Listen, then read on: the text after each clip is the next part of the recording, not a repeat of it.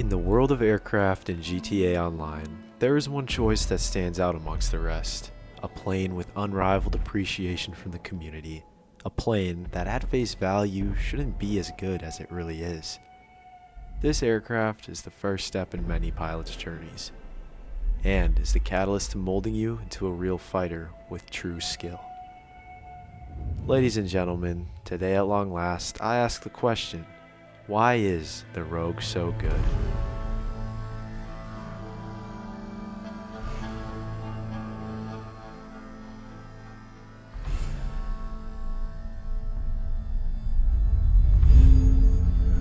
As a GTA Online player looking to take to the skies, you're given a choice. You don't know it now, but this choice is the single most defining moment in your GTA aviation career. This moment will decide if you'll be set apart from the rest and become a feared pilot, or become a mindless cog in Rockstar's corporate system, a bot if you will. This choice comes in the form of what aircraft you'll choose as your first fighter. There's two routes you as the player could take. 1. Purchase a top-of-the-line fighter jet with the newest capabilities. Jets like the B-11 or the Raiju are said to be the best dogfighters in the game, right? Option 2. The Western Rogue. A turboprop counterinsurgency aircraft. It's no F-35, but for a player with a strict budget, it'll do. For the players that chose the Rogue, this is the start of a great journey.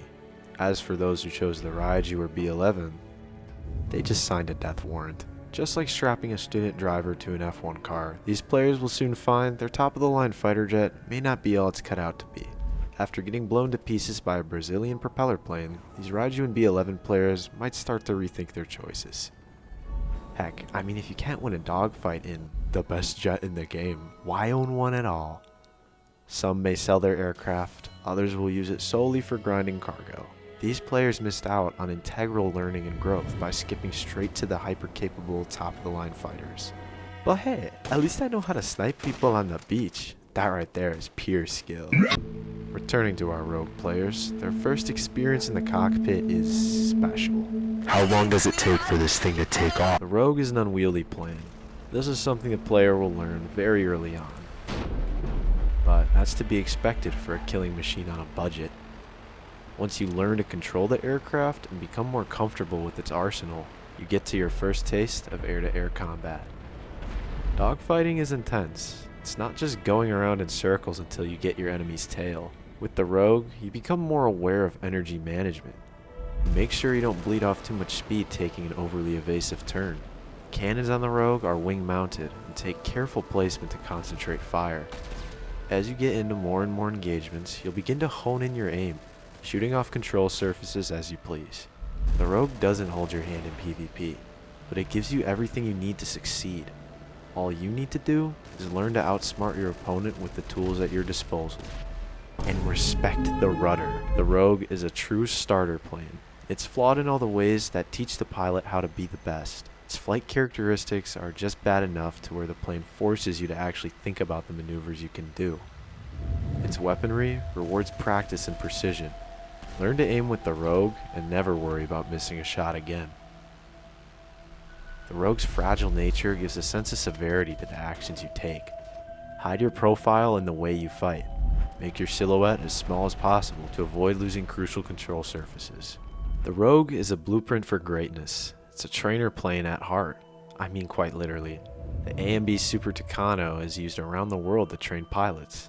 Actually, funnily enough, when I first got the Rogue, I thought it was a T6 Texan II, a common trainer for our US Air Force. I did later find out it was a Super Tucano, but regardless, it's a trainer aircraft at its core. A good plane trains the pilot to be better, and the Western Rogue does exactly that. This brings us to Ace Combat 7.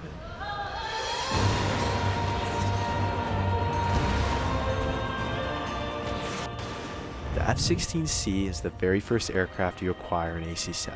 It's a lightweight multi-role fighter with a pretty good turn radius and decent acceleration. It's a really fun aircraft to fly. It's responsive and kind of snappy, but you're not poised to fly it for long. Ace Combat 7 offers a large catalog of aircraft to choose from. You're constantly unlocking more exciting aircraft and modifications. As for me, I speedran straight to the YF-23. I've played Ace Combat 7's campaign about 4 times now. Having that much time clocked in the skies of Strange Rio, I've used what feels like every jet under the sun. Most recently, I found myself in the cockpit of the F-16C once again, where it all started. Except this time, I have a lot more skill than when I first began the game. That combined with a plethora of mods to beef up the jet, feels just as powerful as my beloved YF-23.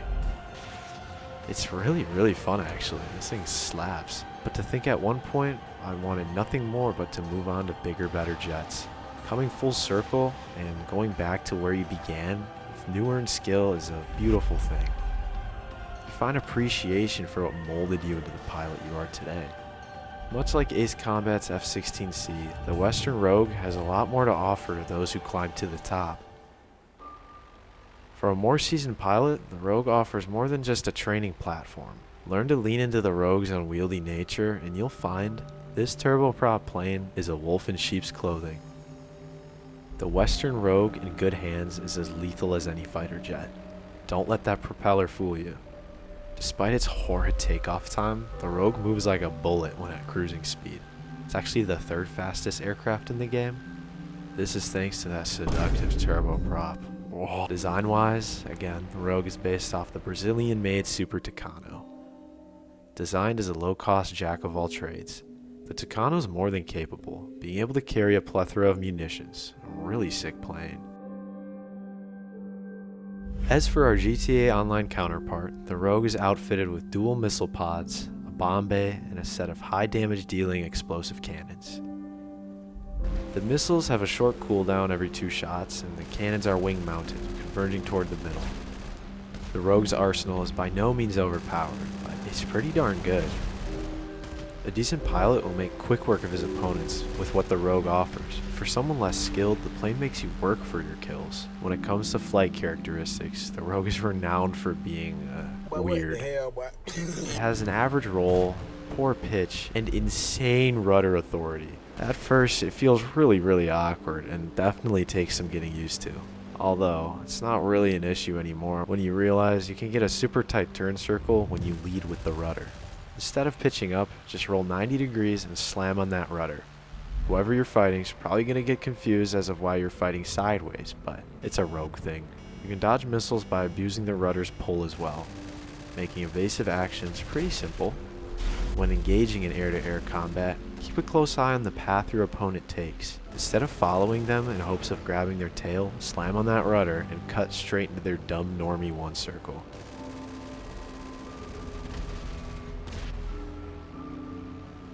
The Rogue fights unlike any other aircraft in GTA Online. It requires a certain kind of player to master its intricacies. But if you think you have what it takes, the Rogue will reward you greatly.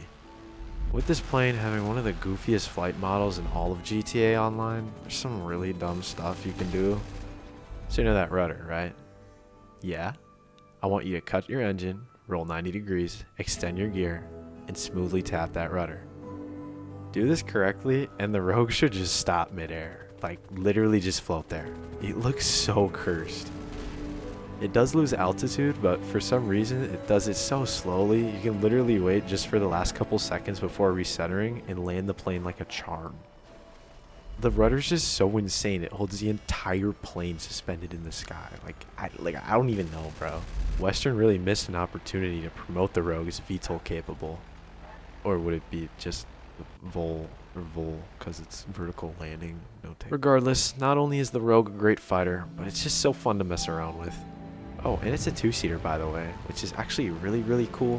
There's not many 2-seat armed aircraft in the game, and any vehicle that promotes playing with other people is just great in itself. Everyone likes the Rogue, especially in the more involved GTA aviation community. And I mean, what isn't there to love? The Rogue is for everyone. Whether you're choosing your first aircraft or you want a competitive dogfighter, the Rogue will always be an amazing choice. It's cheap, it's fun, it's deadly. It's the first step in almost every great pilot's journey. From day one, the Rogue is always making you better. It's more than just an airplane. It's your companion in the skies.